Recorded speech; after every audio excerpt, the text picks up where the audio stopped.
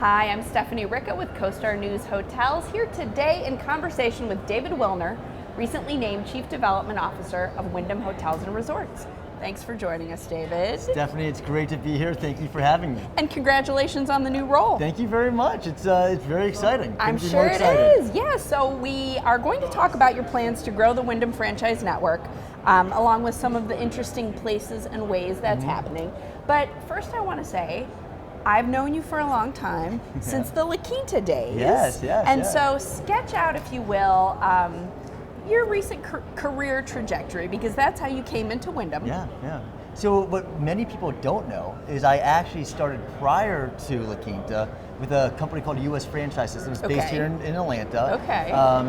That were the franchisors of Microtel and Hawthorne, which are two brands. Which then are Wyndham brands. So then I joined I joined La Quinta in 2001 at the inception of their franchise program. Okay. Went through different iterations through La Quinta. Great experience, worked with phenomenal people. And then obviously when Wyndham acquired La Quinta in 2018, I oversaw their new construction development to now fast forward where I am today. Yes. So it's been a great experience, great 30 years. I can't believe I've been doing this for 30 years. I must have started very young. That's what I like to say. Exactly, when you were, early teenager. Correct. So Wyndham has long been known as this stalwart of economy hotel brands. It's been a tough year and a half or so for economy hotel brands, but I feel like the tides are changing a little bit. We talk at industry conferences like the Hunter Conference where we are this week about some of those pressures perhaps easing up a little bit. And I know that Wyndham's Jeff Bellotti on earnings calls talks about the demand for economy around infrastructure spending, data center development growing. Those have got to be exciting opportunities for you. Absolutely exciting, and we do see green shoots for multiple reasons, including the data centers, including the infrastructure. But really what our focus has to remain is driving the best returns for our franchisees. And I think we've been very successful in doing that. In 2025, we actually signed a record number of agreements, as well as opened a record number of rooms, which really is a testament to owners, given whatever situation or market they're in, looking to find true value and unlock the value. And I think Wyndham's done a phenomenal job doing that across 25 brands.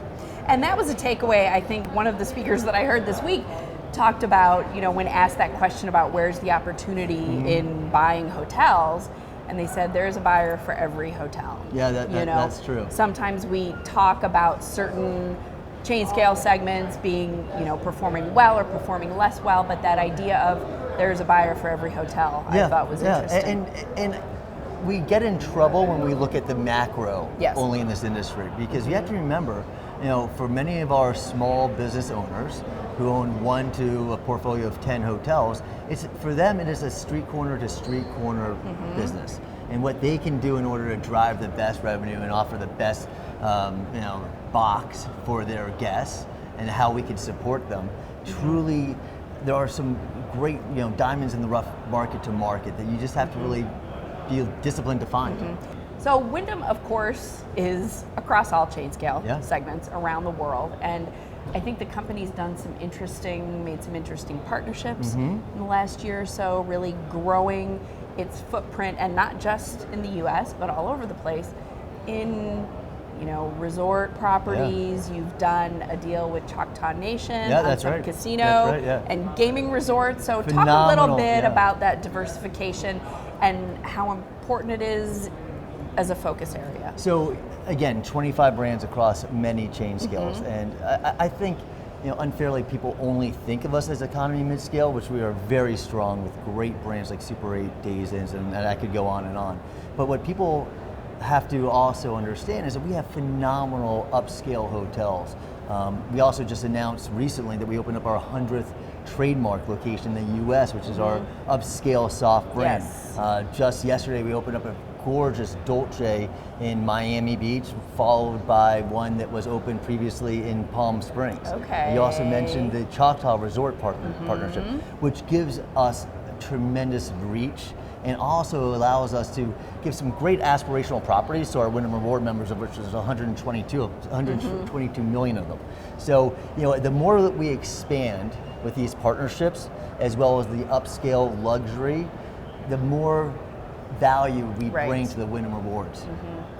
Now, I want to ask you your thoughts on travel trends. I think it's always interesting to ask franchise development people who have exposure across the chain scale segment, the entire range. I think you all have a very unique and more authentic perspective on how people are traveling because you're looking at it from many different perspectives.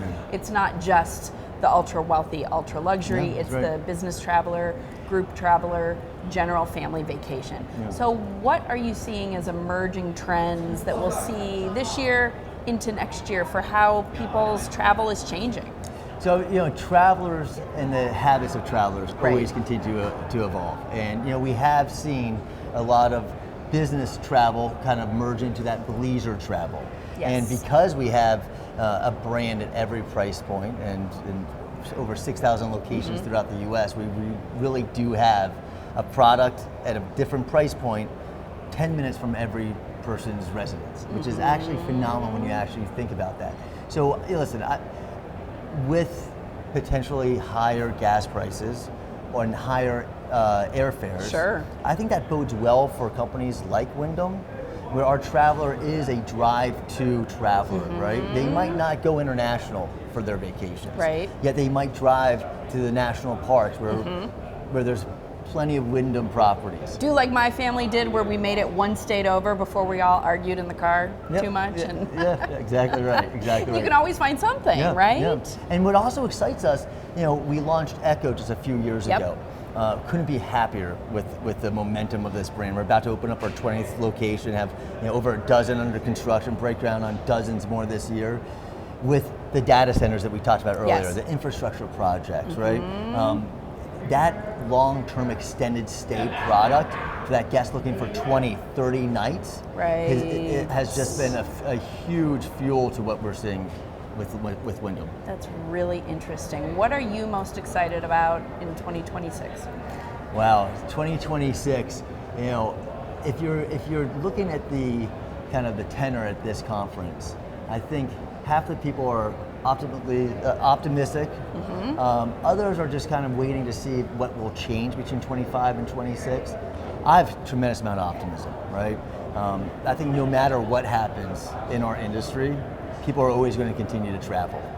And what people are also not truly focused on is, with the lack of supply that has entered over the last couple of years, gives a tremendous opportunity for new construction. That's why we're very excited about the prospects for our new construction brands like Microtel, like La Quinta, like Echo. And Echo's new construction. Echo's 100% right? new construction. So we're actually seeing construction prices moderate and come down a bit from what they were even 24 months ago. I've heard that trickling over the last couple months. So a developer and any hotel owner looking to develop has to understand that the thought of opening a hotel, if they want to do a new construction, they're not opening up for 24, even 36 months. Where's the market going to be then versus where is it now? So you can enter this new economy 36 months with limited supply. Right. So a lot can change in 36 months, and we're going to hope it's all for the positive. Agreed. Thanks for joining us, David. It's a pleasure, Thank Stephanie. you.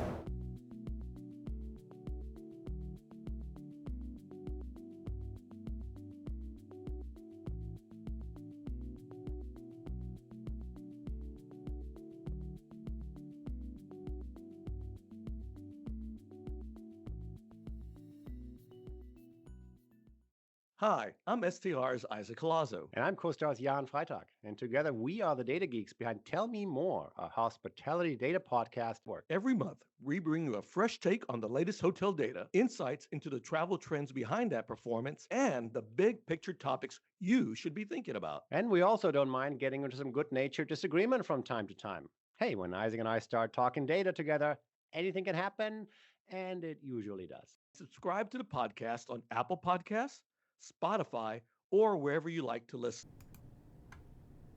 This episode of the CoStar News Hotels podcast was recorded on March 17, 2026 by Meredith Sheridan at the 2026 Hunter Conference. It was edited for the podcast by me, Stephanie Ricca. Find all hotel industry news at costar.com/hotel news. Thanks for listening.